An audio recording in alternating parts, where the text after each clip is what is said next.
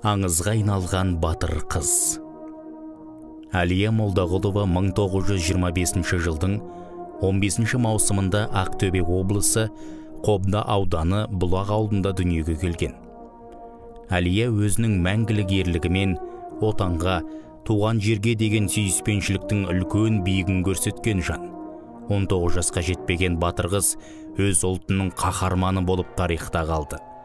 Әлия халқымыздың жүрегіне жол тапқан тұлға, қанша адамдардың жүрегіне от жақты, достықтың символы болды.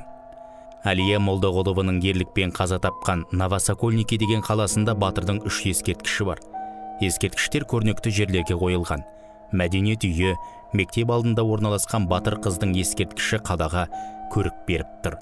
Осындай құрметке бөленген қазақтың хас батыр қызының есімі мәңгілік есте қалмақ.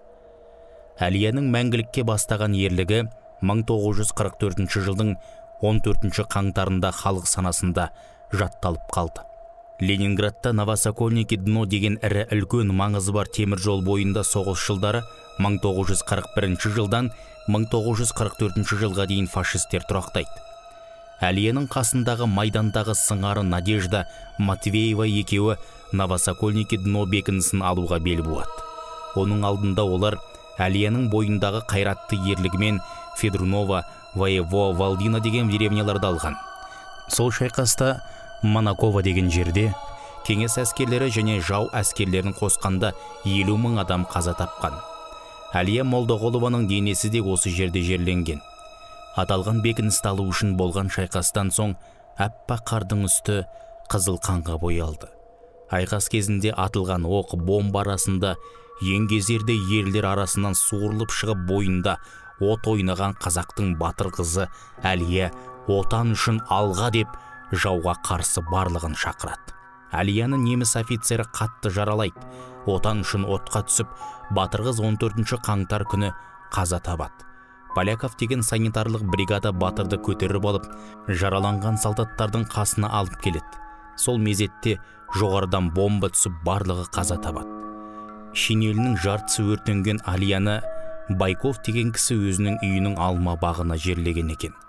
Қасындағы қалған солдаттар қала сыртына жерленген. Кейінгі жылдары батырдың мүрдесін Монаковаға қайта жерлейді. Ол жер братская могила болғандықтан дәл табу қиындау. Біз Әлияның 70 жыл бойы батырлығын айтып, дәріптеп келдік. 75 жылдық мерейтойынан бастап біз батырдың әулиелік қасиетін айтудамыз. Әулие дейтін себебіміз жап-жас өрімдей қыз баланың туған ел үшін жүрегі ауырып, ата-бабадан қалған жерімізді қорғау үшін жанын қиған хас батыр болғандығы деп білеміз. Бір ғасырда бір туылатын батыр деп толық айта аламыз. 1976 жылы Новосокольники қаласында қазақтың таланты мүсіншісі Марат Айнековтың қолынан шыққан биіктігі 14 метрлік Әлияның ескерткіші қойылды. Бұл дегеніңіз қазақ халқының намысын қолдан бермеген Әлия батырымыздың ерен ерлігі. Әлияның ерлігі көзден жас алып тұрып мақтанатын ерлік. Көкірекке, кеудемізге рух береді. Әлия өмірден өте ерте кетті. Ол қыз бала болып еркін жүріп өспеді. Ақ жаулық тағып босағаттамады. Бойындағы жалындаған рухпен отан үшін жан беріп, тарихта есімдері алтын әріптермен жазылды. Жақында Ақтөбе облысы әкімі Оңдасын Оразалиннің қолдауымен үкіметтің қаулысымен Ақтөбе халықаралық әуежайына Әлия Молдағұлованың есімі берілді. Елдің қуанышында шек жоқ. Батыр қыздың ерлігін әлі талай ұрпақ үлгі тұтып мақтаныш етері анық.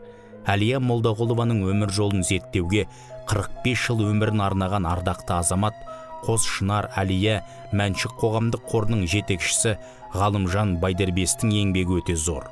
Ол Әлия туралы 15 кітап жазып, көптеген маңызды шараларға атсалысқан. Оның батыр туралы еңбектері орыс, ағылшын тілдеріне аударылған. Дайындаған Талғат Тілеулесов.